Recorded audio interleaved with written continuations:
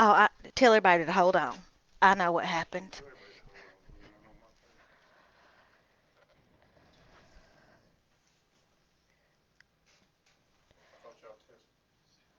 We did. Can you hear them? Okay. Okay, so people can hear us. Andy, make sure people can hear us. Look on your phone and say, y'all, can y'all hear us? Can you hear my microphone? Jerry, can you hear my microphone? No, we don't care if we're delayed. We just want to make sure everybody can hear. Ooh, anybody out there that loves me, tell me if y'all can hear us.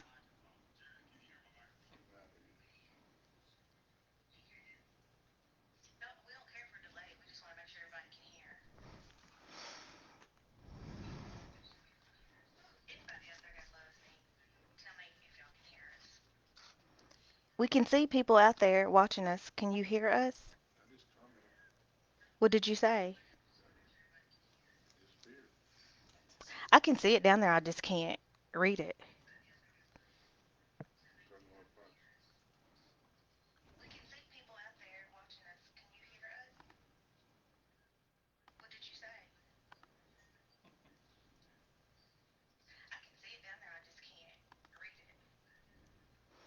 Tiffany, Tiffany, are you out there? Hi, Joyce. Miss Joyce, can you hear us? Can you type in that button if Tony, can you hear us?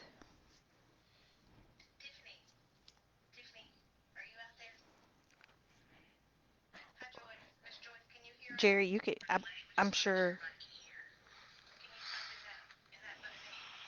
Tony, can you hear us? Okay, they can hear us. Okay, Jerry, take your stuff off. Okay, okay, so since there's about eight of you out there and we only have about an hour to be with you, I'd like to welcome you to another edition of One on One with me, Felicia Johnson. Today, I am excited to have with us your mayoral candidates for the city of Jonesboro. To my right, I have Mr. Thomas Elwood, and to my left, I have Mr. Andy Shatley. And I just want to go ahead and say this that all campaigns were invited, and these are the two that responded and that are here. And Miss Donovan withdrew from the race this morning, and so that's why she's not here. But we hope she's well, and we send hellos to her. I appreciate both of you all being here, and I just want to say to the community out there that this election, not just the presidential election, but the election on November 3rd for our next mayor, is one of the most important elections locally. I always have believed that local politics affects you the most and the longest. And so I'm just excited and happy that you guys are here to just have a conversation about what you think you want to do in the city. And also, I think it's what, 12 years now? 12 years. And so either way, this November 3rd, we're going to get some new blood in City Hall, and it's a very exciting time, and I'm glad for you guys to be here. Mr. Elwood, can you tell us a little bit about yourself? Sure. My name is Tom Elwood. I live at 1520 Pratt Circle, which is definitely north of Jonesboro. Lived there all my life, and I love North Jonesboro, and I actually am tickled to see sidewalks in North Jonesboro on Patrick. That's something I talked about. Actually, in a lot of ways, I feel like I'm running for re-election because all the things I talked about 4 years ago has actually came true. We do have the hub downtown for the homeless. The state has a mental health crisis center. Like I said, we got sidewalks in North Jonesboro. I know that Dr. Coleman has been pushing for that. Nobody would listen to him Mm-hmm. until, well, kind of I got involved and kicked the bushes up a little bit. But anyway, he's doing an excellent job. Very good. There's the drainage ditches have been cleaned out. Mm-hmm. There was talk about the Army Corps of Engineers coming in here, and there was talk of $110 million projects for drainage in Jonesboro. And I was the only candidate at the time, and it was on Channel 8, so there's a record of it that said clean out the ditches. That will Just work. it's basic maintenance. And since we've done that, we haven't flooded. We still need to improve some of our drainages. We're not there yet. In Jonesboro, we kind of have a history of taking half measures. We'll fix the ditch on half the road, not the other The other side. So side. and saving money. And I know saving money is important, but at some point in time, you have to finish some of these projects. And I hope Okay. I didn't take up too That's much okay. time. No, we needed to know what your history was and all that. Very good. Andy? Well, good evening. My name is Andy Shatley. Jonesboro is my hometown. I grew up here. My family moved here in 1983. I went to Nettleton High School. Go Raiders, class of 1994. Spent 5 years playing professional baseball with the Toronto Blue Jays, and came back to Jonesboro and attended Arkansas State University. Graduated in 2002 with a bachelor's in biology, and then pursued a physical therapy degree, master's in physical therapy. Graduated in 2004. I have since, for the last 15 years, practiced as a physical therapist, and since 2008, for the last 12 years, I've been the director of sports medicine at St. Bernard's. We oversee almost all of the sporting athletes in this area in Jonesboro and around. And we have a sports medicine clinic and probably the largest sports medicine program in about 70 miles. So that's been my passion, seeking the mayoral position is something that I've looked at for several years now, and I feel that 2020 is the time, and it's the right time for me personally.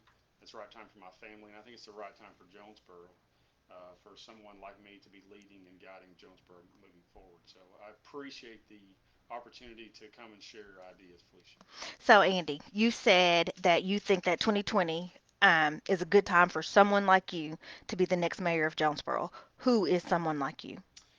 Well, one of my strongest points in my experiences as far as in the last 15 years is dealing with people.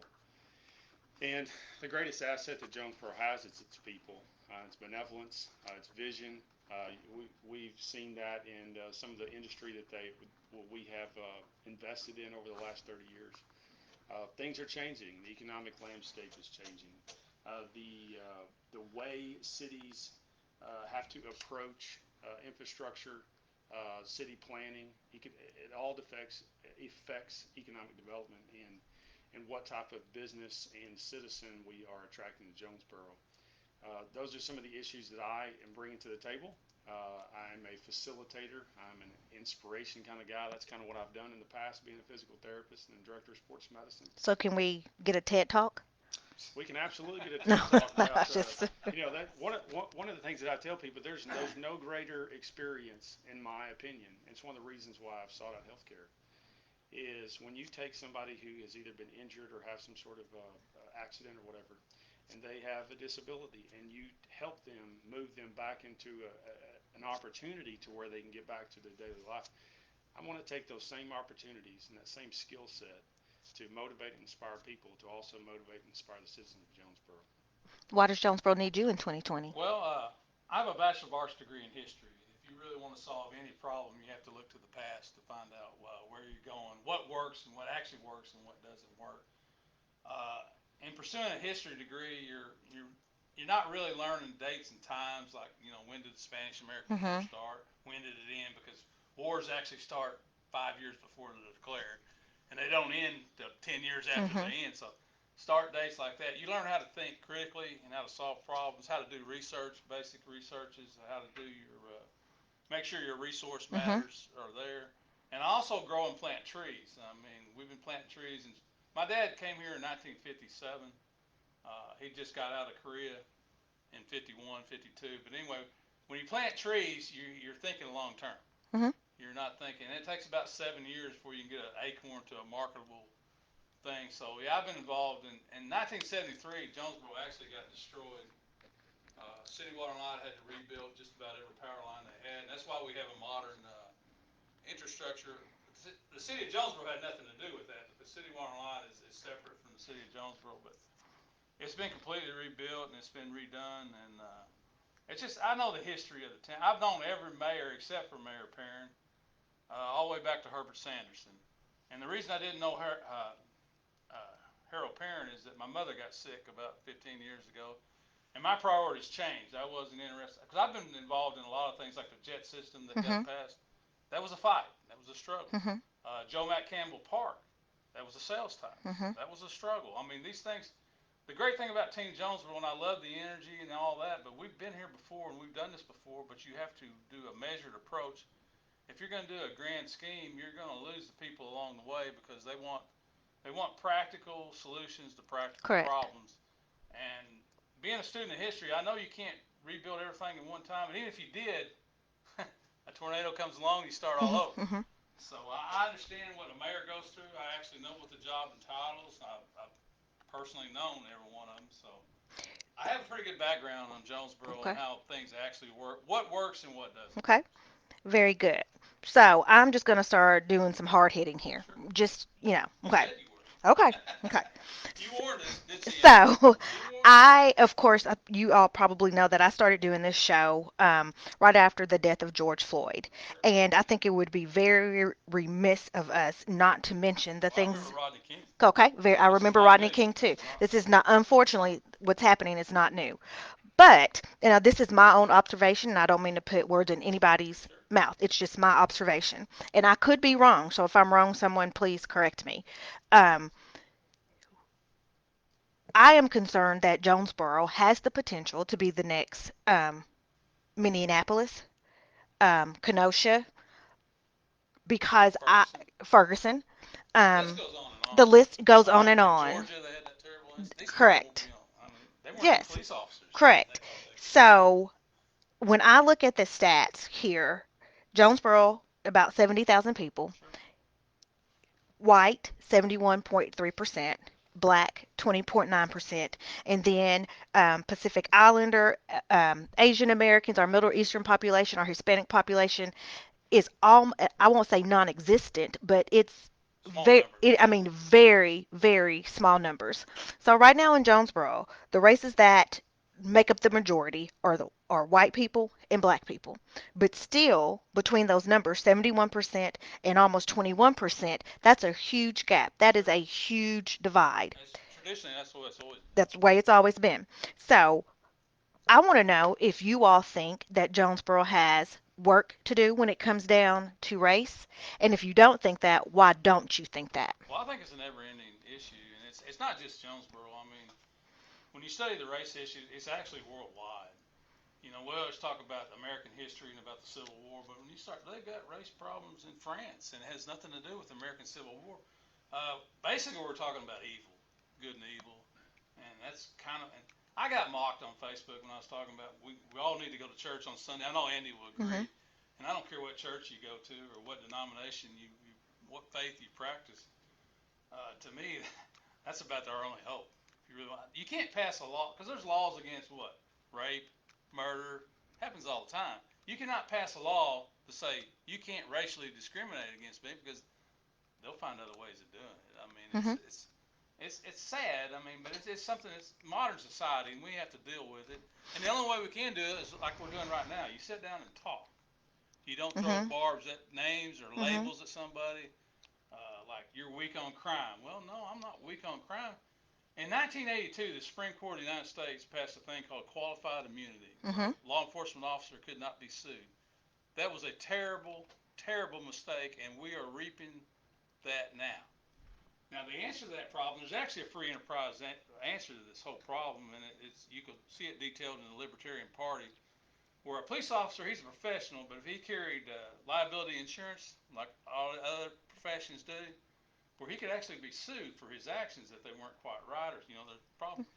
And then the insurance company, of course, they're not going to pay out unless they have to. Hmm. But if you have a problem officer and you keep going over and over, he's going to lose his insurance coverage. He's going to lose his job, and then the political system doesn't have to step in and fire him. But I think the political system actually enjoys the chaos.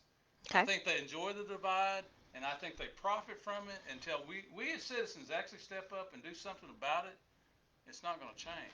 So, do you think that locally that we have a problem? Well, we're no different than any place else. I mean, we can sit here and say that we're isolated, but really we're not. I mean, things happen all the time. They need y'all to speak closer to your Oh, mics. okay. Well, I thought I was talking too much. I ain't got to shut up for a Sorry. minute. But sure, I think you're naive if you're going to say that there's not a problem. Okay. But when it comes to law enforcement, everything's against the law. I mean, everything is. Well, not Uh, necessarily about the law, but like I, just in with our but I'm citizens. talking about from my lifetime. Okay. From the time I was, I graduated high school in 1978, and I'm a 60-year-old man. But the laws have progressively got harder and harder to enforce. And let's face it, you've got mental health issues, you've got drug addictions, Mhm. you've got so many things, and you expect that law enforcement officer, when he pulls you over, he has no idea what he's getting into. Mhm. And things get out of hand in a hurry, and I don't know if sometimes it almost seems like they're on a schedule. Well, we got to get this problem solved. When you pull over somebody that's in duress, like some of the national issues are, I mean, you can obviously see it. And I'm kind of a mama's boy myself, but when George started crying, talking about his mom, I mean, I lost it. Mhm. I mean, Mhm. we got to do better. Andy. So your question was is whether or not we are have a potential for that to happen in Jonesboro, Mhm. and then where are we moving forward, and are there things that we can do to improve? Correct. Uh, First of all, the answer to whether or not we can improve the relationship between our police department and the citizens of Jonesboro is a resounding yes. I think everybody in the police department would agree with that, that they are all on board with improving the relationship with the citizens of Jonesboro. The second thing is just whether or not we have the potential for that happening in Jonesboro. So I would answer that to say, of course, we have the potential because of human nature and the fact that there is crime. And, however, the the recipe for preventing that is to prevent anger. And the way you prevent anger is to have open lines of communication with your community and your police department. I will applaud Chief Elliott for his work out front of all of these social unrest that we've had nationally that has flowed down to protest to Jonesboro. And when your chief of police has an open door policy with the citizens of Jonesboro, the concerned citizens that want to bring solutions, and I've heard him talk about this on multiple occasions. If we have issues, he wants you to bring solutions to his office. Uh, those are the ways that you prevent uh, violence in your city. And I think we have the climate right now in Jonesboro. I want to applaud not only our police department and the work that they've done. I want to applaud the citizens of Jonesboro and the leaders in the community of Jonesboro to make sure that does not happen in Jonesboro. That we are always at the table. We are at the table and we're having open dialogue because we care about each other and we care about our town. And that's how we prevent this from happening. The other thing that I would like to say about that is being a police officer is not easy. This is not an easy profession. There are two things that happen being a police officer is for the most part, every time that they are being called or called out to a situation at somebody's house or whatever, it's always a negative situation. They have multiple negative situations that they report all day and all night. And my concern is for the psychology and mental health of the police officers that do this Absolutely. on a Absolutely. daily basis. Absolutely. And I hope to make sure that these police officers that have to experience such negativity all day long, every time something's happening, somebody's breaking the law, somebody's having a dispute, we need to make sure that we have the resources the police officers can reset and go back out and do the job to their best ability. So Exactly. Exactly. that gets to my second thing that I want to talk about is the training budget for the police officers. We need to make sure that the police officers have adequate funding for training. There are lots of different ways that our police officers can continue to improve or hone their skills, be it the psychological approach to the interactions between people, the mental health approach. There's sometimes our police officers are going towards situations that they might have the training to manage, and that's putting them and the citizens at risk for a bad interaction. So I certainly want to address all these moving forward, and the role of a police officer in the United States and in Jonesboro, Arkansas is not getting easier. So Okay. we need to help them to make sure that we have more positive interactions. The last thing I want to say about that is what I have seen recently is the police department intentionally having positive interactions with the citizens of Jonesboro. The last few mornings, the police department, six or eight of them have been in the front of the elementaries, greeting the kids coming back to school, opening the door for them, helping them out, saying hello, creating that positive interaction so that at an early age, the citizens of Jonesboro, and sometimes we don't think about the young citizens of Jonesboro, view these fine men and women who have vowed to protect and serve our community in a positive light, and that sets the stage for the potential the relationship that they and the reputation they have for the police in Jonesboro. Okay, so I want to expound on that because we are talking about police with race relations. So let's let's kind of pivot away from the public and the police, and let's talk about race in public office. So uh, there are not many black and brown people at City Hall. Sure.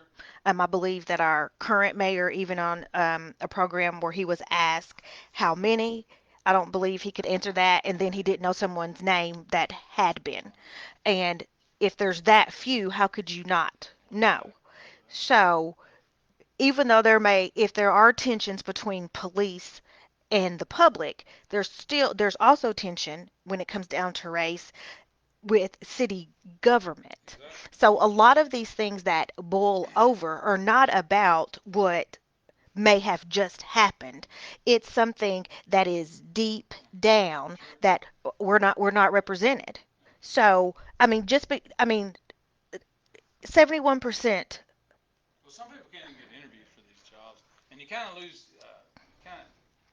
kind of get discouraged even from applying for an interview because a lot of times they say, well, we didn't get enough applications and we can only go by our applications. Well, where did you put these applications out? How did you advertise these positions? Mhm.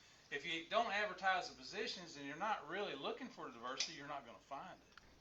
So, I mean, but it all comes down, I wouldn't say it all comes down, but it's very important who is the mayor, and it's a very important election. And I hate to talk about my opponent's youth, but he's a young man. He's a handsome young man, by the way. I called him babyface Yeah, earlier. he's a quality individual too, and I'm glad he's involved in this race. Of course, I've been in it since 2014, the last time around. Mhm. And, well, the police weren't even getting paid then. There was a Mhm. serious pay issue, and I could talk about the background on some of that because it was even worse in the past.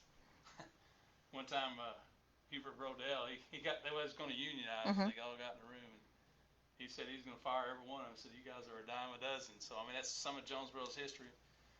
Uh, being a police officer, it's hard. And you're talking about the training budgets. We were training officers at Black River Technical Mhm. College, but it got too expensive, what I was told. So we started doing a lot of that in house, which in house is great when you're getting started as a police officer. But I think as you get the job and you get your feet wet, then maybe go to Black River and get a tune-up training.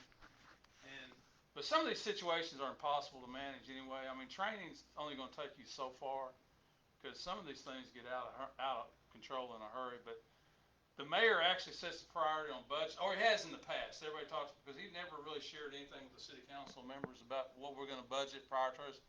He would give them the budget, and they would look over it, and they would approve it, or they'd make a few modifications here and there. But actually, the city councilmen were not involved in the preparations of the budget because when you start doing budgets, it's so boring and it's so meticulous and it's so very, very important who actually does the budgeting and what's in the budget so you can explain it. We need more impact from candidates that are running for city council. Anybody that's running for city council that has an accounting degree, they're more than welcome. Because if I'm elected mayor, I will definitely, definitely be seeking the opinions of individual wards of what's needed in this ward, so that we can discuss. It's like the sidewalks on North Patrick. Like I brought it up when I was talking for the city council. You just budget for 1 year. It's $1 million project, but they did it in 2 years. So I mean, you do half 1 year, and part of it was a big drainage issue too, because they put in some pipes right by the fire station. That was that was approved back when they built that fire station, but it never got completed. So So, so when we're talking about race and we were talking about the police, because I just want to make sure that I'm understanding you. You think that just in general that our police need more training. well, right now we're having a hard time even getting recruiting and getting officers, but we have a hard time retaining them too. And I think one of the reasons we have a hard time retaining them because they start off on their base salary, but we don't give them the extra training and the additional training. I think they want it. I really do. I think they want it. You don't go in the line being a policeman not wanting to do a good job. Hmm.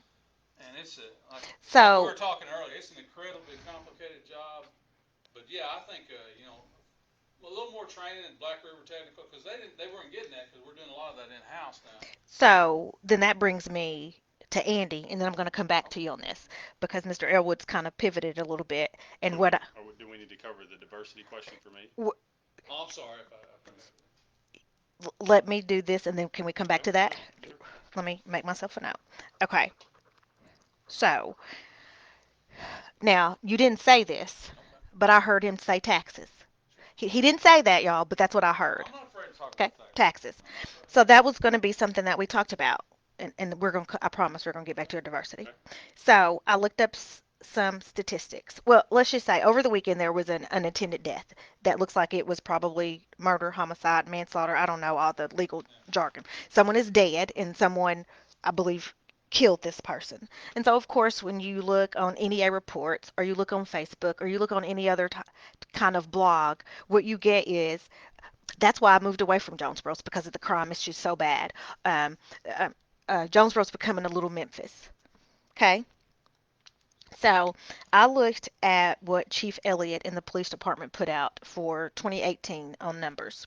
So I believe in 2017, and I could be reading this wrong. I believe we had 7 murders or manslaughters in 2017. Seven. Last year, 4. That's down 3. Negligent manslaughter in 2016 we had 1. In 2017, 2018 we had 0. So even though there are murders that are happening in our city, we're still 70,000 people, and these numbers don't bear out what I believe that the citizens of Jonesboro think is happening. Can you speak to that, and then I'll come to Okay. you? Sure. The citizens of Jonesboro want two things. They want a safe community, and they also want a community that has a reputation of being safe. Now, I will tell you that with the onset of social media and the connectivity that we have today, there are Andy, they're reports. saying they can't hear you Okay. very well. Y'all bring your mics closer. Okay. I'll take care of it. You just keep talking. Just keep talking, Just keep Andy. talking, Andy. You Well, got this. yeah, I don't want to throw that answer out there, and then people aren't hearing it. So You got yours? Okay, try that. we have a former mayor with us. Okay, Are we good here? try that. Sound good? Can Okay. I get a feedback on the sound? Anybody? Miss Test Jet, 1, 2. Miss Janet Coy, can you hear Andy? Rob Coleman, can you guys hear Andy? Testing 1 2 3. Testing 1 2 3. We're about to answer a question about the safety of Jonesboro.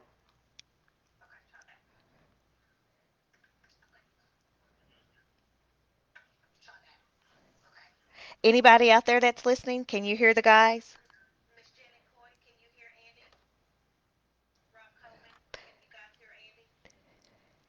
Okay, people are saying you guys' mics are not working.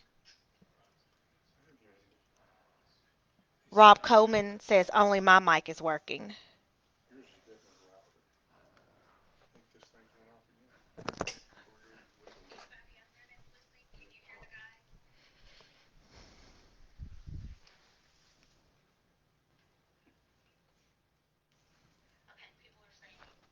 Okay, I've turned them up. Go ahead. Testing 1 2 3. Testing 1 2 3. We've turned the microphones up on the volume.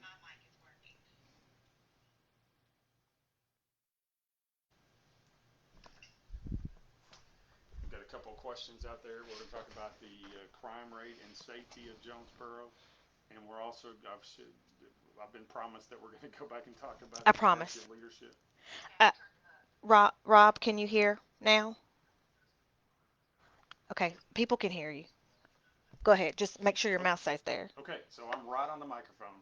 So maybe I'll talk just a little bit louder just to make sure everybody can hear me. So the question was, we've talked about the crime rate in Jonesboro, and have a tendency to hear whenever there's an issue in Jonesboro. We have seen comments like, "Well, we're the little Memphis," or "We're the next Memphis." and I'm going to adamantly disagree with that. I've lived in Jonesboro since 1983. Is Jonesboro larger than it was 30 years ago? Absolutely. Do we have more crime than we had 30 years ago? Of course. With population growth, you get an increase in crime. But managing that crime, I think our police department has done an outstanding job of managing that crime along with our growth.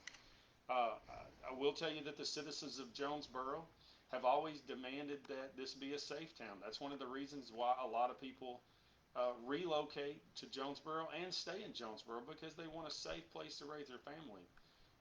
Not only Jonesboro being safe statistically, we have to have a reputation of being safe, which could be two totally different things.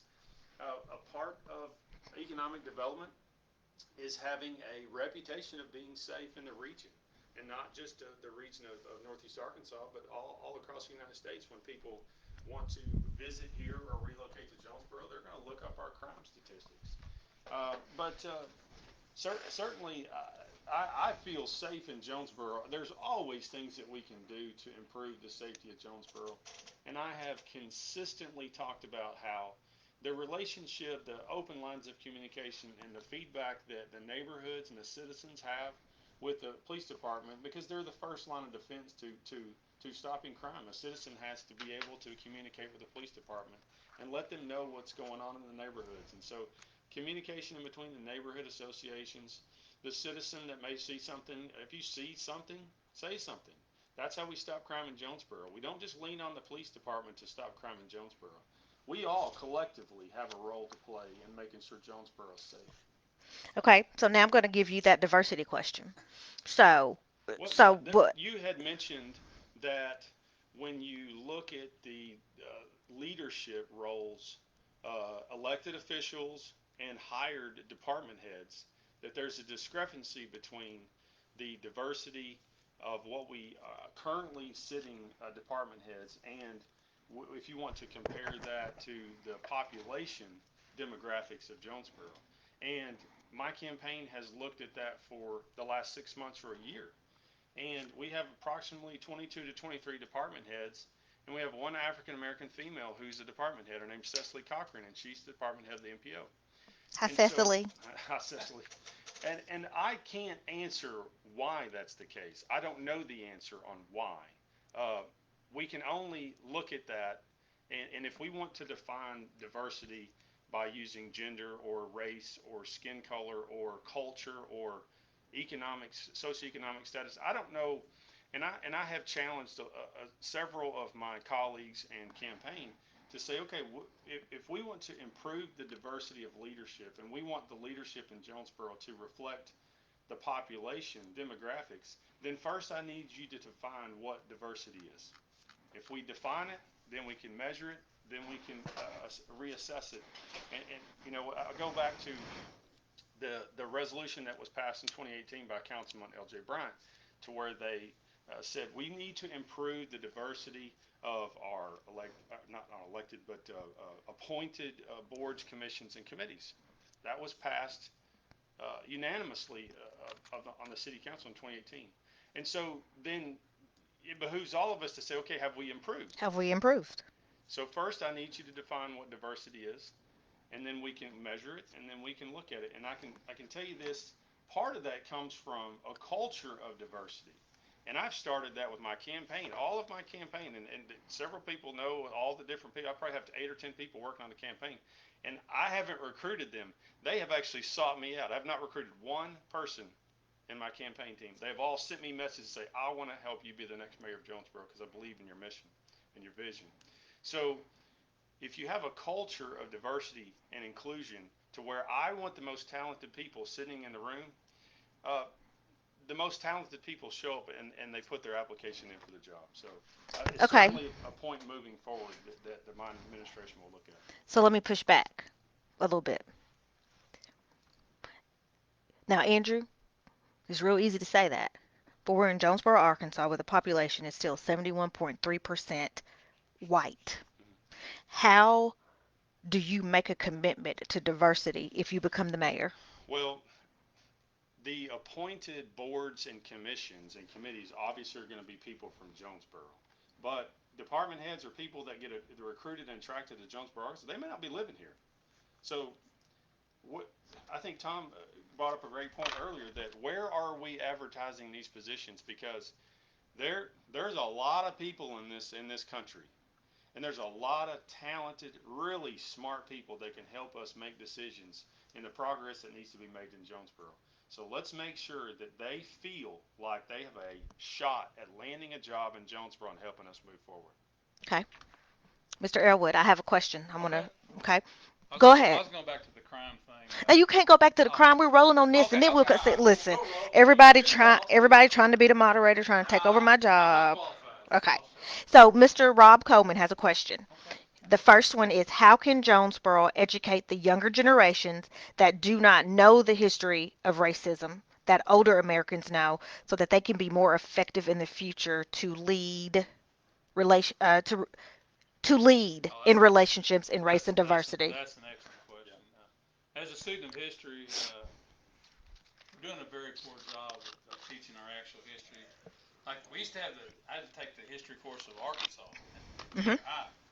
Well, that's you don't do that anymore because there's political reasons for that because they don't really want to go over some of the things that weren't so good.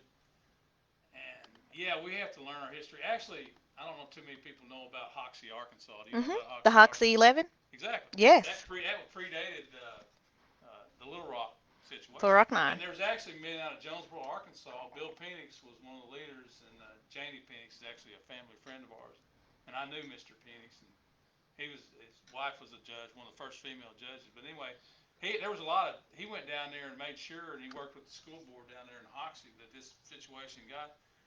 And there wasn't any issue there because the people there, they loved their children. They just, it didn't matter what color they were to them. Because they were all. When a mosquito bites you, it bites everybody. I mean, it's kind of equal opportunity. But yes, our history has been sugar coated. I mean, there's no question about it. And you just have to do a lot of basic research. And it's kind of hard to know who to trust when you start even reading some of these articles and opinions because some of them just don't make any sense to me. I know it to be totally different is Hmm. what I'm trying to say. And so, Andy, that was a two-part question. Mr. Coleman also wants to know, how can Jonesboro initiate and show leadership to the rest of the state in race and diversity? I think it starts with having conversations like we're having right here. When we start to have issues and barriers, start and walls put up in between people in town. Uh, I mean, whatever you want to talk about. You want to talk about gender, you want to talk about race, you want to talk about religion, whatever barriers you want to put up. When you stop talking and you stop allowing people to uh, to tell you and open up to you on how you feel or what experiences you've had in the past, then people stop talking and then they get angry. And that's what we can't allow to happen. And that's what we can't allow for our children to see. And so you want to talk about preparing and equipping the next generation. So, of course, I think the goal for all of us for the word racism to go away. What that's the goal. Can we achieve that? I don't Is know, it but for that's the word racism to go well, away, or okay. for Yeah, yeah, that's racism to go? right. Now, Yeah, that's Andy. They're two different things. you know what I'm talking about Okay, there. Yeah, okay. is that the goal is when you talk about what Martin Luther King said to be judged by the content of our character. That's what I'm referring to as far as racism. Uh, for to be able to see people for who they are internally in their heart, um, that's the goal. I mean that when you talk about Christian values and way you treat somebody, and and your approach to how you see another human and how you treat that other human with respect and dignity, that's what we want to teach our children. And we want to teach our children to look for the content of somebody's character. And that's what I'm trying to teach my daughters. I have two daughters, 15 years old and 11 years old, and my challenge is to have the conversations that the difficult conversations that talk about things that divide people. And so that I want to teach them that we look for the content of somebody's character. Hmm. That's how we decide who we're friends with. And that's the only thing that we look at. So it behooves all of us all of us parents, all of us civic leaders, and when you see civic leaders having these conversations, and then it goes to your work, and then you're having those conversations, and then somebody else is having that hard conversation with their child at their house, and then the children are having those hard conversations. Man, that excites me. That's some inspiring stuff as far as moving forward with as a community. Okay. So, can I challenge both of you all? And I'd like to know how you would respond to this.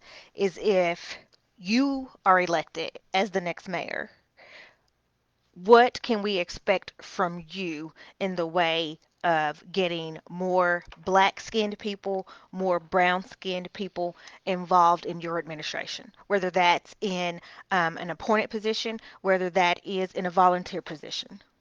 And I know you said like make announcements in more areas. Um, I thought that was my idea. I thought So that. Oh, sorry, Mr. Elwood. it's Mr. it's the Elwood. No, no, No, no. no. Tom So, talked about okay. making So, sure, nationwide sure. listing those positions. yeah. Yeah, that's a fair question. I've already forgot what the question was It was again. if if How is it going to if be any if different? you Yeah. are one How are if we you going to change? won, What's going to change? what's going to change? Well, it's going to change. I mean, change is a part of life. I'm a 60-year-old man, and we was talking about Andy's 45. So I mean, things are Andy. going to change. Our Check your mic. our younger people, like Andy was talking about, the daughters he's raising, they're very important. They're watching us, and the only promise I can make is, and I've said this when I ran for mayor the first time, is that if you elect me your next mayor, I'll do the very best job that I know how to do, and that's the only promise I can make. Okay, that's fair. I appreciate that because that's fair. I want to go back to what you were saying about crime. And I know what I wrote down was that our police are not funded the way that they probably should be. They're Or, very underfunded. There's no question. so Jonesboro, I believe, voted down in the last 2 years a 1 cent sales tax. And I believe it was voted down for reasons not related to fire and No, it police. was less than 100 votes that Okay. lost it. How do we get Jonesboro to vote for a tax increase to take care of our fire people and our police people? Well, the thing I heard on the whole thing was the lack of trust. I mean, Andy was involved in Team But Jonesboro, like, and I was late to the table. And when I first heard about it, I was kind of skeptical. And I said, "No, you're talking about a tax increase, aren't you?" Yeah, they were talking about a tax increase. But I was open-minded enough. I went to all the meetings and I sat down and I listened and I listened and I listened to Scott. He makes a lot of sense when he talks. And it hit me right away that that the police and fire, without that, you really don't have a community. So I was on board with the whole thing because they didn't separate it. I think that things should have been separated in half cent for police and fire, half for improvements, and I'm pretty sure that the police and fire would have passed. But I didn't get to make those decisions. What it's going to do. It was presented to you as a vote. It's either up or down. You want it. I wrote a letter to the editor, so anybody, all my anti-tax friends, and there's a lot of them out there. I took a lot of heat over this, but I believe in the police. I know about. It's like the cameras in North Jones. That's one of the reasons that the crime rates are down, is because of those sky cops. hmm The mayor, he got them put up, and he did a good job getting that. I don't know. thank you, Mr. Mayor. They talked about there wasn't any money in the budget, but budgets are fluid. I mean, they're hard to do. I'm not knocking him over that. It's hard to, because you don't want to run out of money either at the end of the year, because the state requires that you have a reserve. You can't just spend all the money you want to, and you actually never know exactly how much money is Now going to be. listen, Mr. Elwood. Now Sure. come back here to this. Okay. Listen, listen. How do we get it? How do we get what? If we voted it down for other reasons, Uh, how do we get more money for our police and fire people well, the only way during your administration? Well, I mean, I'd like to have the state rebate some of our sales tax money. I challenge my state legislatures. Hey, let Jonesboro, let Texarkana, let Fort Smith have that 1 cent rebate on the sales tax they're already paying, and we can do these things. Now, there's a half-cent sales tax in front of the voters right now for the 4-lane road project, which when they first originally did that, we had some terrible roads, and we had to do the half-cent sale. They said 10 years, and we're going to sunset it. And we all knew when we voted for it. I voted for it. And we all said, yeah, all right, they're not going to sunset this 10 years. They're going to do everything they can to keep it going, and that's what happened. Now, that's history. That's what I talk about studying history. And a lot of people have long memories. When you start talking about tax increases, percentage sales tax increases here and there, they remember how it went the last time. Now, the city of Jonesboro did a 1 cent sales tax for capital improvement for roads under Hubert Brodell, and it worked very well up until like the last 2 or 3 years of that. There was, the money didn't get spent the Mhm. way it was, and then it got reshuffled around. And I don't know all the dealings and all that or why that happened, but it stuck in the minds of the voters because a lot of people have been voting in Jonesboro for a very long time, Mhm. and they're very skeptical of any grand scheme or anything like that. But they were very supportive of the police and fire Do department. you think if it was a tax to support no one, nothing but police and fire people, that we could get them some money? Well, I think right now it's going to be hard to do. If that sales tax gets defeated on the state level, then you have an opportunity to approach the voters of Jonesboro for a half-cent sales tax. Now, I didn't really like the restrictive language on it, so because it's actually hard to tell what part of that sales tax money, because you're getting some over here and you're getting some over here, and you're gonna say, well, it doesn't go in a separate account; it all goes in one account, and it's hard to say. And there's nobody that's going to actually go through the budget and look and say, well, he moved 100,000 over here, or I mean, those are the little details that Okay. actually happen. So I didn't really like to restrict because you can't enforce it. I mean, to me, if you can't enforce a law, you don't need it. I mean, Okay. enforcement of it is very important, but you have to rebuild the trust, and I think it's institutional and it's long term, and it's nobody's fault. I mean, it happens over time because people don't have all the facts. But now in this day and age, Mhm. facts are actually coming more readily available. And I sure wish they teach math in school because we're not teaching basic math, and it's hard to do anything when the public can't follow the numbers because you talk about a $70 million budget or a $7 million budget. I mean, we're just talking about a couple zeros. The only Right. difference is, I mean, it's Okay. basic math. All right. Andy, I want to know how we get more money during your administration to our police and fire people. And I need you to use this mic. Oh, okay. Like talking to it right like this. I'm Uh, glad I said all oh, good. Yeah, good. So yes, I've been asked that a lot of times. Were you a supporter of Team Jonesboro and the sales tax initiative that happened that did not pass last September?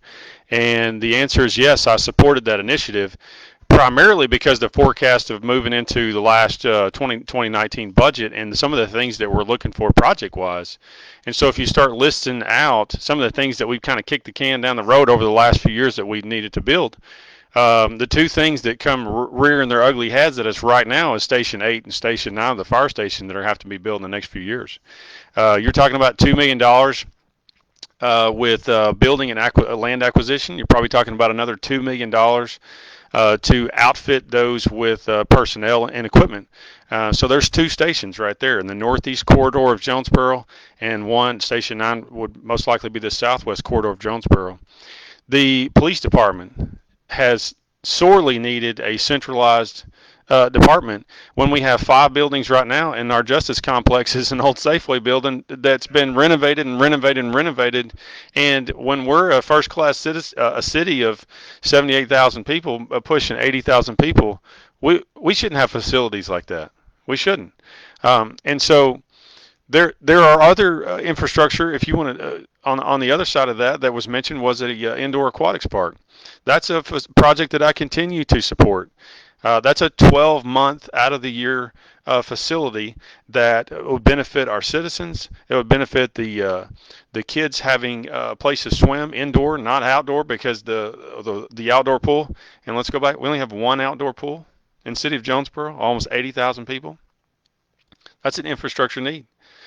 So those are the things that I felt strongly about. Um, but it was defeated. So the citizens and the voters spoke. And I think you have to honor the decisions of the voters. And so, Okay, I had to stop you right there because I got a question. yes, ma'am. Okay, and we're just gonna have to share this, y'all. I know this looks crazy, but no, nobody can hear us. Okay, so you said that the citizens of Jonesboro spoke. Do you think that the I was gonna tell you, I was one of those citizens that spoke. I was not. I voted against it, but I was speaking against the other part of it and not police and fire because I didn't think there was enough transparency on the other side. Fair enough.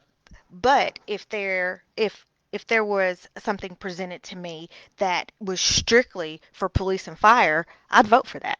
Do you think So my question is, do you think that it's fair to say that the citizens of Jonesboro spoke when a lot of us were speaking against that, but would be for police and fire? So I think that's a great question. And moving forward, the three principles that the promises that my campaign has used in the words that we continue to use is trust, transparency, and teamwork. And Tom had mentioned that earlier. That's one of the issues, that it was a large package and there was probably too much in it for people to digest, that they didn't that wasn't fleshed out. Some of the projects weren't fleshed out. The the renderings, we didn't know exactly what was going to be built in an order. I know there was a oversight integrity council that was put in place. So there has to be some definition moving forward. And yes, I understand a lot of people that I've talked to that did not support the initiative. There were several concerns, and one of those was that the projects weren't identified. Fair enough. I agree with that. Uh, However, I will go back to that the voters spoke, and as a mayor moving forward, my job is to look and see where the revenue forecasts are moving forward. 2020, you had COVID-19 in March, you had a tornado in March, and the revenue projections was to be around 30 or 40% moving forward. So that was very alarming. There was a lot of capital expenditures that completely gotten frozen in the budget. However, right now we're currently running about 5 to 7% ahead of budgeted for 2020, and we are about 3 to 5% ahead of year over year from 2019. So, as a mayor moving forward in 2021, I will utilize the funds that are moving in right now, as it is sitting right now, and then my team will be tasked for figuring out a way to carve out money, to put money in reserves to pay for these projects that we have to have moving forward to maintain these ISO ratings in Northeast Jonesboro and Southwest Jonesboro. So that I'm moving forward as a mayor with what we have right now. And if the citizens feel like that we need to do something different in the future, then we'll have that conversation another time. Okay, so those were some really good answers. Sure. Okay, y'all are doing good. Okay, so I also want to talk about, at the beginning of this, you said that you were a tree planter. Sure. Um, how do you feel about climate change? And how I do think you I think think? Well, you can't talk now. You have to wait till I get the mic, give you the mic, because people can't hear it's like you. being in school. You gotta get in the rotary. But before we go on, we got a couple. I want to address a couple questions. So tell me again everybody's education, because we have someone that joined us late.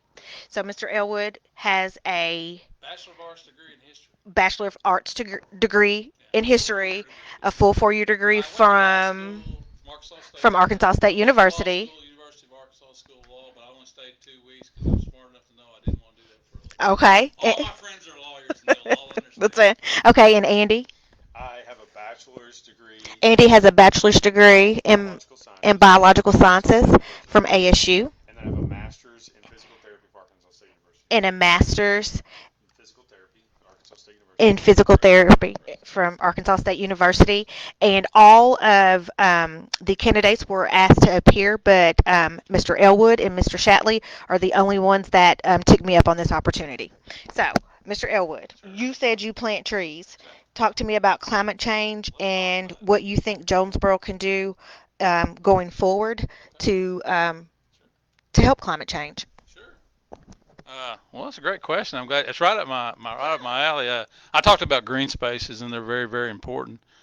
Climate change is real. It's been going on for a very long time. The climate actually changes periodically. We're kind of naive to think that we can really make a huge difference, but trees are absolutely the answer to it that we can actually do. The urban forest is kind of a pretty interesting topic, and we've been trying to push that in Jonesboro for quite some time. And I guess one of the reasons it hadn't really happened or took ground is because my family's involved in the tree business, and it didn't. Yeah. But anyway, I planted the trees all. In 1973, we had a terrible tornado here in town, and it blew away all the trees. And my dad's in the tree service business. He came to Jonesboro in 1957 after the terrible ice storm. We talk about the ice storm. You know what? We've been here before. I say this over and over again. But we do have to plant trees. We have to take care of the trees we have. The tree species are important too. Bradford pear technically is a tree, but it's obviously not the answer. They're very high maintenance. You can actually keep a Bradford pear tree, but it has to be trimmed properly. Well, the city actually likes to top some of their trees, which is a major no-no. You got to let a tree be a tree. So I mean, when we're talking about green spaces and beautiful, we're talking about there's going to be a beautification commission, which I did not apply for the. I applied for the oversight integrity, and I did not get selected, and none of the names even got put in the paper who applied for. I had a little conspiracy theory about that, but that's neither here nor there. It's not important now. But I'll give you a little history, even on the trees on the bypass out here. When I first built that, it was barren. It was hot. There's no rain. Brodell actually got a $200,000 grant from the congressman at the time. Got to plant crepe myrtles out there. Well, every one of them died. You drive by there's that one there now. And so they finally came to my dad and they said, "Well, what do we do?" And he said, "Well, it's pretty simple." And they said, "Well, what do we do?" He said, "Well, quit mowing the bypass. You're spending money. You take a bush hog out there." He said, "Quit mowing it." They go, "What do you mean quit mowing it?" "Well, if you quit mowing it, the grass will grow up, but the acorn will drop down in there. The acorn will come up." He said, "Now, whatever comes up the next 3 or 4 years, you take care of that. Then you start mowing the grass, and then you can start adding trees because you've broken the barrier. When it's just barren out there, nothing's going to grow." So the history of all those trees out there on the bypass, they take it for granted, but they haven't always been there. So, and we'll talk one more about. We'll talk about mosquitoes, or can we talk about? Okay. Well, like at Joe Mac Campbell right there, you can pull in there bluebirds. They like to have a little wire to roost on. Well, heck, you need some bluebird houses along that. Right when you come into Joe Mac Campbell, there's no bird houses out there. You need martin houses. You need bird houses. Yeah, I mean, there's biological. If chemicals and pesticides were the answer, we wouldn't have a problem. But obviously, the mosquito comes resistant to it. Weeds come resistant to it. And I always hated it at the ballparks when they spray that. We got artificial turf now, which is great. So, but if you spray that chemical on there and that ball rolls on there, and that player picks that up and throws it over there. We're talking about COVID-19, but I mean there's exposure to pesticides, which my dad's been pushing this for years. That's why he was very unpopular with the farmers and a lot of people, because when you start talking about natural stuff in the middle of the farm belt, they knew he was right, but they sure wasn't going to back him on it. So I've got a lot of ideas about nature and stuff like that. So I could talk your whole ear off, but I'll give you back to my. And I promise, if I start talking too much, you have to slow me down because I won't shut up on my own. So. Okay, Andy, I have kind of a question about that, about climate change, but I want to know what we're going to do about these mosquitoes. Sure. Now, and I asked that not really knowing what the city currently does. I know that maybe sometimes I hear the planes fly over, and my husband says they're spraying for mosquitoes, and I hear the truck. Um, but even last year, like he puts, what are those things that you put in the trees Spartans. called? Spartans. Yeah, that little thing hanging there. Yeah. Spartans. Those are new and they work. Spartans. He does everything, but it's very hard. Even now, I call them COVID mosquitoes. Like they've adapted already. You can't swim. I mean, like that for me and for people that are coming in that may be doing outside activities. These mosquitoes are something terrible. I need some help.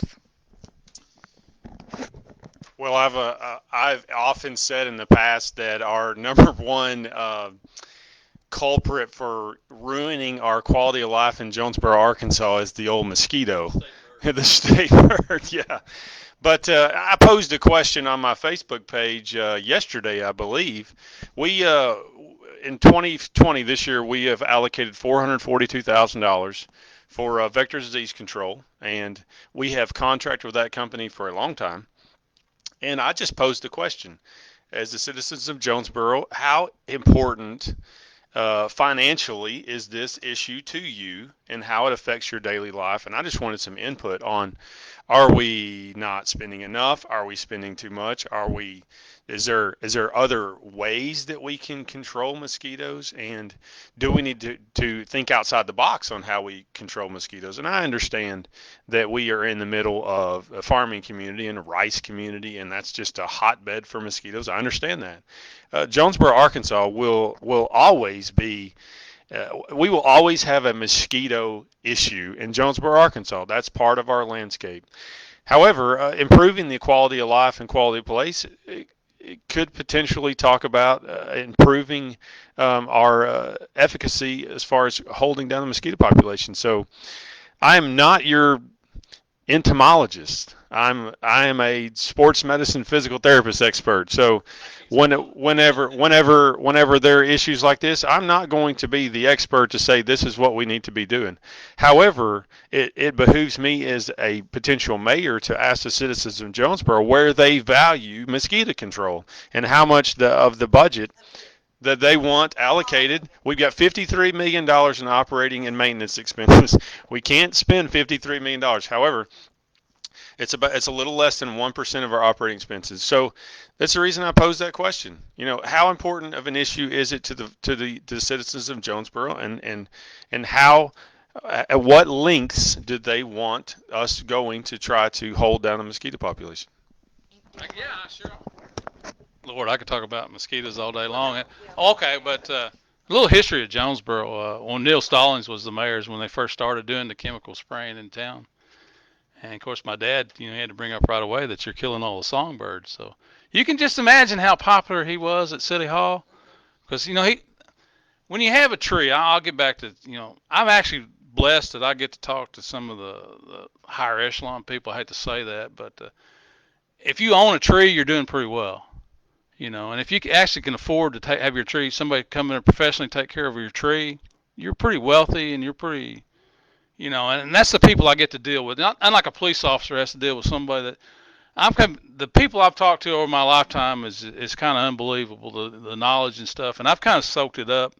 That's one of the reasons I majored in history too. But anyway, you talk about what we can do. We've got miles and miles of open drainage ditches in Jonesboro, miles and miles of, and we need them. But when you modernize the drain, that's where the mosquitoes go. They have to go somewhere during the day, and it's actually the bean fields that the mosquitoes get. There's no mosquitoes in rice fields because it's moving water.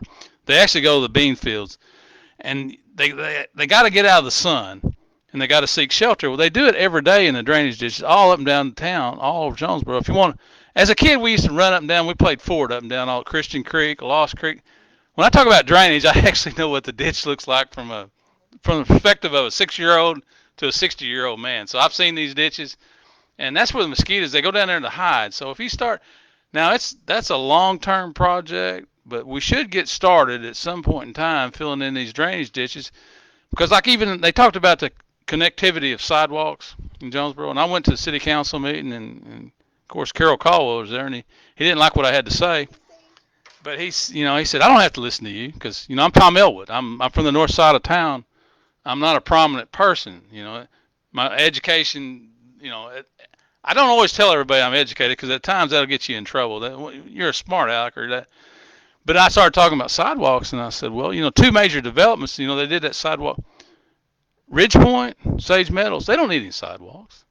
So if we've passed a big ordinance that if you do a development, you got to include sidewalks. Do you honestly think Ridge Point needs sidewalks or Sage Meadows? So I mean, you pass this big thing about any new development's going to have sidewalks. I mean, I'm sitting there going, no, you can't do that. You have to. These sidewalks have to connect. You can't just build a sidewalk out there on an island.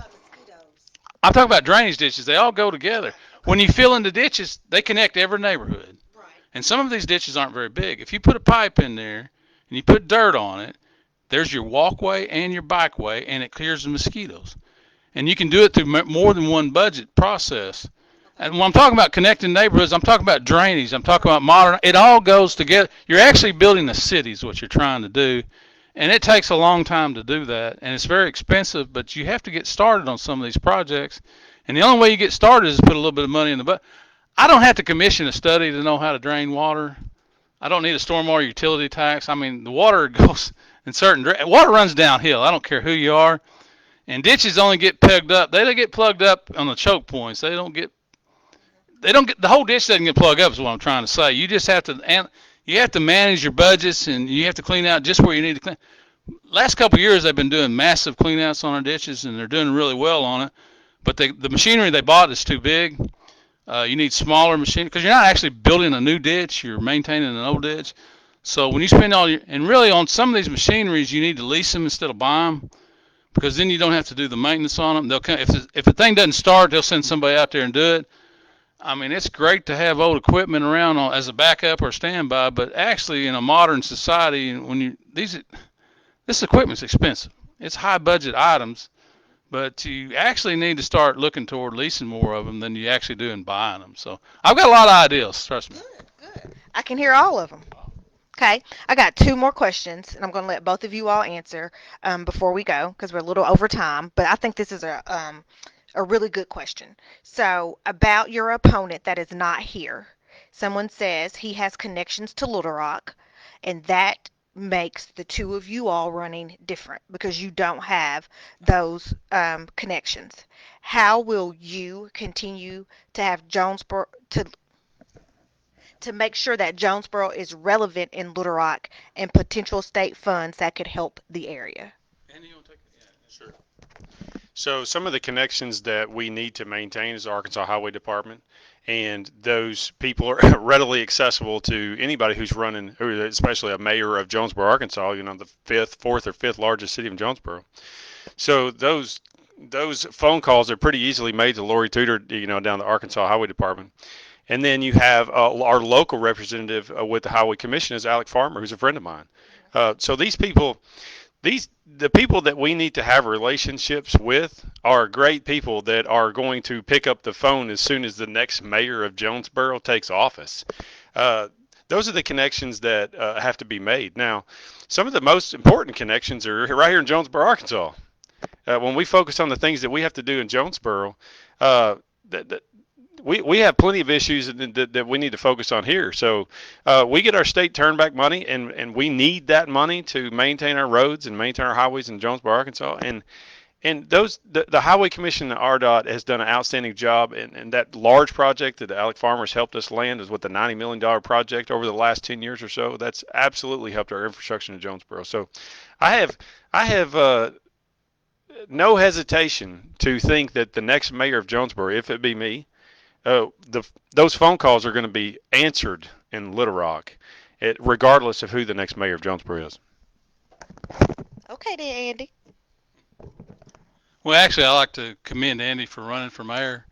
Me and him are the only two that were running regardless of who was on the budget because we actually feel like we have something to offer. And I really don't know why people run for public office when they don't have any ideals of their own. They just recite what other people are saying. When you're talking about connections in Little Rock, I kind of get a kick out of that because I'm a 60-year-old man. I'm from Jonesboro, and when you talk about Alec Farmer, he's a little bit younger than I am. I remember he was a great basketball player, by the way. He ran for mayor of Jonesboro at one time, and I supported him. I voted for him. And I said, Alex, I said, what? Why in the world would somebody like you? I thought he should run for Congress because he's a very smart man. He said, Tom, I want to be able to work. I want to be able to make a difference. He said, I could do this. I said, I know you could do it, but then when you get involved in the political system, and I mean, it's kind of hard. I mean, people that think they know how to run for office, and I was one of them. This is my second time around. You have to learn that everybody's a person, everybody's got an ideal, but they make decisions based on a lot of different things besides your ideals. What you look like. I got criticized on my picture in the Jonesboro Sun because I had my work clothes on when me and Andy drew the names. I didn't know they was gonna take pictures, but I had a white T-shirt on, my khaki pants, and I look terrible. I'm not, and it is important what your mayor looks like, but at the time, I'm still Tom Elwood, the tree guy. I promise you that if I get elected mayor, I will definitely dress the part. But I mean but that's how people make decisions. They'll judge you by the truck you drive. I drive a '98 Dodge Ram truck with a six-cylinder engine. It doesn't have the Hemi in it, but it gets good gas mileage. I mean, I'm a practical person. That's just how I operate. So I mean, and if I do get to be the mayor of Jonesboro, that's how I tend to approach it. Because once you're over 50 years old, you can't really change your spots, and there's enough people that know me, and there's enough written copy of the things I've said over the years, last couple election cycles. So I haven't really changed my mind a lot. I've changed my mind a lot from being 50-year-old to 60-year-old. A lot of my ideas have changed because it's natural as you get older. But anyway, those are just some of my thoughts. And I promise you, you got to shut me up at times. So. Okay, so this is going to be our last question, but I think it's important, and it may not be to other people, but it's really important to me because it made me mad. So, my husband and I operate a short term rental in Jonesboro. We use Airbnb. Okay. In the last 2 to 3 years, that became a big deal for the city council. In fact, someone that's no longer running said to us one time before they knew we owned and operated one that nobody's coming to Jonesboro. Jonesboro doesn't need Airbnbs because we're not a destination city. So, can I just tell you all that in the last year, we've had people from the Netherlands, from Africa, two people, Malaysia. We have something here called the Sand Tray Institute that does play therapy with sand with Amy. People come from Malaysia at least 4 times a year. They stay with us and they're eating in Jonesboro. They're going to the Sand Tray Institute. We just had a couple leave from Wisconsin because their friends had come and told them Tennessee, Kentucky, and they are coming for reasons that we I guess would go to the beach or people here would go to the lake, but they're coming to Jonesboro. It was made There was an ordinance put in place that we had to do so these things in order to rent short-term rentals. Things that long-term rentals did not have to do. I had a problem with that. My second problem is that when we had to have the fire chief out, the fire department out to make sure that our windows were working right, fire detectors, and I'm fine with that. Yeah. But when we called, the fire department had no clue what we were talking about. It was still so new. Now we've gone in and done everything that we're supposed to do. No one's asked us about our privilege permit. No, I mean, I don't get it. If I am able to do business in Jonesboro. I pay my taxes. I pay the taxes through Airbnb, and people are coming to Jonesboro, whether the city knows it or not, that you have people from all over the world coming here. What does that say about us that we don't think that we're a destination spot? Well, you wasn't kidding. You was mad about it. No, I admire your passion, and you should speak up on issues like that. I've got a small business background, and when they start doing all these qualifications to do this, it's number one, you're looking for basic fairness. Is what you're not looking for a handout. You're not looking for anything special. You want the process to be fair. Well, number one, who's going to enforce all these rules they got? Exactly, because ain't Well, nobody been back to my house. well, I don't even know if anybody's auditing the motels to make sure they're paying their taxes either, to be honest with you. And I'm not sure the mayor can have anything to do with that, but you don't want to be singled out on all this. I don't think that we should tax A, B, and B in Jonesboro, Arkansas. I think we should be glad just to have it. And getting back on that being mad, when I first ran for mayor of Jonesboro, there was a circuit judge of ours, a friend of mine, and she asked me, she said, "What are you mad about?" I said, "Well, I'm not really mad about anything. You don't, there's some things I don't like, but you're right. Sometimes you got to get mad to get anything done, and it's kind of a shame that it gets to that. But I don't think they should be taxing. I don't think they should be. I think they got better things to do than to, unless there was a problem that come up. Now there was Airbnb problems where you had, like crime or you had a mass shooting or something like that, or a terrible fire. Then yeah, and then you can address it. But you can't go looking for problems. Is what I'm trying to say. There's enough problems to go around. So to clear just a little bit up, I don't, Jerry, what tax do that Airbnb already holds Yeah, out? yeah, Whatever. When we first started them, They can't hear you. Just tell me what the tax is, when we please. first started Kurt, they were concerned because they weren't getting sales tax Sales tax and A&P tax. and They A&P. were But they already were. raised. They just didn't know where that money was going. So we're paying those taxes, which means that and we're not paying them, but our guests are.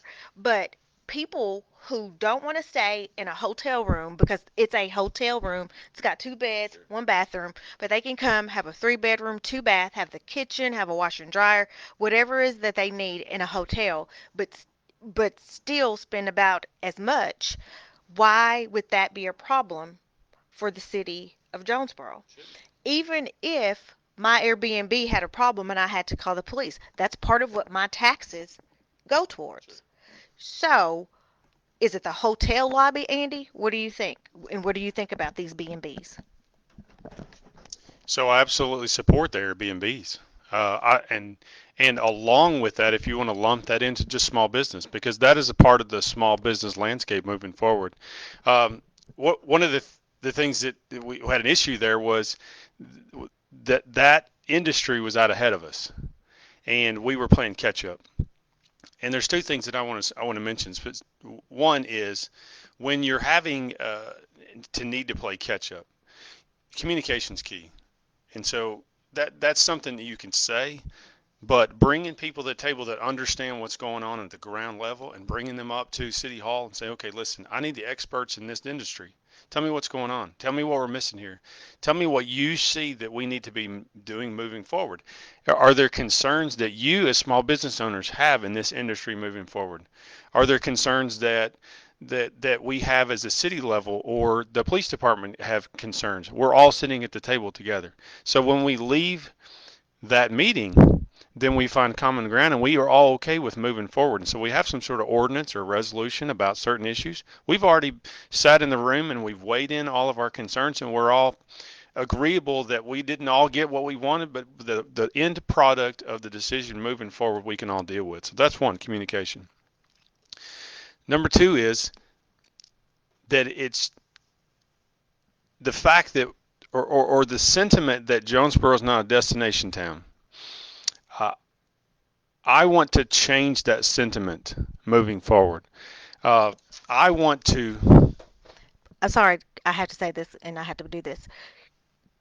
I think that the people out there that are coming in here know it's a destination town. We don't know it.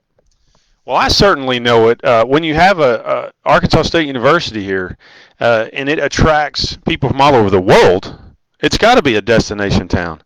And thank the Lord for Arkansas State University and being the pillar for the community of Jonesboro for years, and attracting all kinds of talented individuals that we need to be attracting and recruiting and retaining. So, any opportunity that we have to attract potential entrepreneurs or business individuals that can bring value to Jonesboro, Arkansas, we don't need to stand in the way of that progress. So I certainly welcome any move forward to making Jonesboro a destination. It is a destination town. Maybe it wasn't a destination town 50 years ago, but it absolutely is now. There are people coming to Jonesboro for industry, for an experience, the experience which I want to improve upon. But they're certainly coming to Jonesboro to do business. They're coming to Jonesboro to work at the hospitals. We have locum tenens doctors that are coming to Jonesboro and working for 6 months and staying in the Airbnbs in Jonesboro. So the small business is a passion. My wife and I are owners of small business, and I absolutely want to support them in any way possible. Now the last thing you want to talk about is about kind of the hurdles that you have to jump through as being a small business. So I want to the streamlining of the permitting process and the review process, which and I've met with Chief Miller recently in the last two weeks, and he is passionate about that also. He's passionate about making sure that our facilities and the buildings in Jonesboro are safe for the citizens and the visitors moving forward. And I think we all agree they need to be safe. However, the communication in between departments, how plans move from the planning to the engineers department, to the fire department, to the fire marshal's department, that they're already improving upon that process right now. And so I want to be uh, continue to improve on that process, because if there are barriers for small business moving forward, time is money. And so in any construction process, in any permitting process, time is money in small business. So anything that we can do to decrease the time between you opening up and you generating revenue, we have to decrease that time. And so I think this has been a really good conversation. I appreciate you all being here. But before I let everyone out there go, I want you to give me 30 seconds and then pass to Andy to tell me why you want to be the next mayor and why you should be the next mayor. Well, like I said before, I don't think I'll take that bait, but but anyway, I ran before. Like I said, a lot of things I talked about have become reality. I do know Jonesboro, and I know it in a way that very few people do. And I'm in a very unique position given my education and my background. We're talking about streamlining stuff. That's actually one of Mayor Harold Perrin's strengths when he got the everybody in the same building, even downtown. So it's been worse in the past. Everybody talks about streamlining, but whenever the state always gets involved in a new regulation, now you got new ordinances for sidewalk. Whenever you do stuff like that, you're adding to the complexity of making this actually work. So anyway, I understand problems and I understand that I'm not going to be able to solve all of them. But like I said from the very beginning, I'll do the very best job that I know how to do. And thank you for the opportunity to be here. And thank Andy for being here too. And thank you for running. I say that, and people look at me like I don't mean it, but I sincerely mean it. And that's what we got. We got to have different voices. We got to have more. We got to do better, but we just got to do better. And that's true for the whole country, not just Jonesboro. So. Thank you, Mr. Elwood. So first of all, I want to thank Felicia for putting this together. There are not a lot of community leaders that would host a debate or a conversation discussion. I want to thank Mr. Elwood for being here tonight and exchanging ideas. And I think both of us have the best interest of Jonesboro moving forward. This is my community. I've lived here for a long time, since 1983. I believe in Jonesboro. I've invested heavily in Jonesboro. Went to high school here, graduated college, Arkansas State University, alumni twice. I have started a career here. I have cared for over 7,000, 8,000 athletes over the last 15 years. My heart is for the people of Jonesboro. Um, I want to see Jonesboro continue to be a safe place to raise a family. I want to improve the experience of the citizens of Jonesboro and the visitors of Jonesboro. I want to make Jonesboro a destination town to where people want to come to Jonesboro to live, work, and play and educate themselves, seek a better way of living, to seek a better opportunity for a job and a higher paying job, to seek a better life for their family. We are the beacon of the Northeast Arkansas region. We're sitting on a ridge. We're a city on a hill, and we are the leader of Northeast Arkansas.